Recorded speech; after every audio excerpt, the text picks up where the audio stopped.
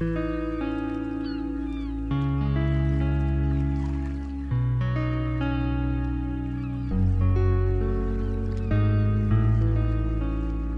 les vidéos précédentes, nous avons vu 3 méthodes que l'opérateur touristique peut utiliser pour améliorer les performances environnementales. Mais se lancer dans des actions ambitieuses pour augmenter ses performances environnementales ou de durabilité, est-ce rentable? Pour être rentable, le principe est très simple. Il faut, d'une part, que les coûts se réduisent et d'autre part, que les recettes augmentent. Réduire les coûts n'est pas toujours une opération durable. On peut en effet réduire l'épuration ou fournir des aliments moins bons pour la santé. On peut aussi réduire les infrastructures économiques. Toutes ces actions réduiront bien les coûts, mais impliqueront aussi une perte de capital environnemental, social et économique. Pourtant, il est possible de réduire les coûts tout en augmentant les capitaux. Réduire la consommation d'eau ou d'énergie en sont de beaux exemples. Il existe bien d'autres possibilités, comme améliorer les conditions de travail des travailleurs qui seront moins malades, ou encore en faisant des économies d'échelle. Dans le cas particulier de l'environnement, c'est la réduction des flux d'eau et d'énergie qui seront souvent choisies pour réduire les coûts. Mais dans un premier temps, ces actions nécessitent parfois d'investir, ce qui peut devenir très coûteux. Pour savoir si l'investissement peut être rentable, il faut calculer le temps de retour, ou retour sur investissement, qui représente le nombre d'années nécessaires pour que les économies remboursent l'investissement. Cela se calcule comme ceci: le total des investissements divisé par le total des économies annuelles. L'investissement sera rentable si la durée de vie est supérieure au temps de retour.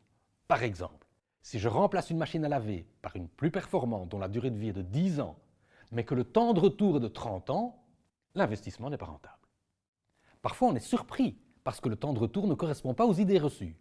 Par exemple, le remplacement de l'entièreté d'un châssis simple vitrage par un double vitrage est souvent considéré comme évident et rentable. Or, le temps de retour varie entre 30 et 80 ans, soit plus que la durée de vie du châssis. Dans certains cas, la rentabilité n'est pas préétablie et dépend du contexte, comme des matériaux mis en œuvre. Le remplacement de tubes dits néons par des tubes LED ont un temps de retour entre 6 mois et 6 ans en fonction de la durée nécessaire pour le remplacement, du prix des tubes et du coût de la main-d'œuvre. L'isolation d'un toit peut avoir un temps de retour entre 6 mois et 2 ans en fonction du fait qu'il existe déjà ou non une isolation thermique, du coût de la main-d'œuvre et du prix du combustible.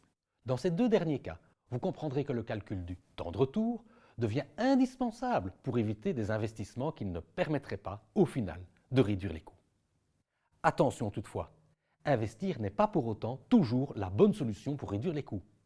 Parfois, on peut obtenir un temps de retour bien meilleur en améliorant la régulation, en réalisant un entretien, voire même en contrôlant simplement mais régulièrement les consommations. Finalement, notons que réduire le coût c'est bien, mais attention à ce que cette action ne soit pas mal interprétée par les touristes, qui risquent de dire « nous faisons des efforts et vous, opérateurs, vous économisez ». Pour éviter cela, nous vous conseillons d'utiliser les techniques qui partagent le bénéfice suite à l'effort. Mieux que des ristournes aux clients, offrez-leur des cadeaux si les résultats sont atteints et surtout communiquez. Par exemple, selon la séquence suivante, communiquez d'abord sur les efforts que vous avez faits, de préférence avec des résultats chiffrés. Faites ensuite appel à la participation du touriste. Finalement, si les résultats sont atteints, faites-leur alors un cadeau cohérent. Pour augmenter la rentabilité, il ne faut pas seulement réduire les coûts, il faut aussi augmenter les recettes. Une première façon est d'accroître la clientèle. Pour le tourisme de loisirs, ceux qui se lancent dans la durabilité ne constatent pas d'augmentation de leur clientèle. Le critère de durabilité n'est pas la première option des vacanciers. Ils considèrent même que le durable est un plus qui doit être gratuit. Selon plusieurs études mentionnées sous la vidéo, la labellisation n'a pas montré une augmentation de fréquentation. Pour le tourisme d'affaires, c'est différent. Des entreprises qui ont fait le choix d'améliorer leur performance environnementale ou sociétale exigent que leurs employés fréquentent des établissements durables. Ne pas se lancer dans la durabilité, c'est risquer de perdre sa clientèle. Une autre façon d'augmenter les recettes est d'avoir des clients plus dépensiers. La clientèle du durable est-elle plus dépensière? On ne le constate pas dans le tourisme social. En revanche, on peut tirer des constats opposés dans le monde de l'écotourisme. J'entends par écotourisme un tourisme dans les milieux naturels avec une communication durable ou respectueuse.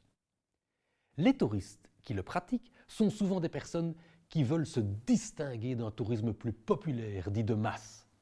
Ces personnes sont souvent d'un niveau socio-économique plus élevé et ont tendance à dépenser plus que la moyenne. Une dernière possibilité est que chaque acteur touristique oriente sa clientèle vers d'autres acteurs du territoire. De cette façon, chacun renforce les recettes de l'autre. Ceci sera abordé la semaine prochaine dans la dynamique territoriale.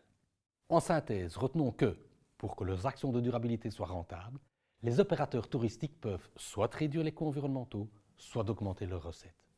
Pour réduire les coûts, il faut parfois investir. Dans ce cas, il faut calculer le temps de retour afin de s'assurer que l'investissement sera rentable.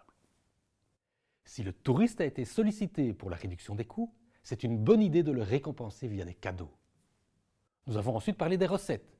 Nous avons constaté que, sauf pour la clientèle d'affaires, il n'est pas aisé d'augmenter les recettes avec des actions de durabilité environnementale. La vidéo suivante fera le point sur les actions de durabilité dans le domaine social.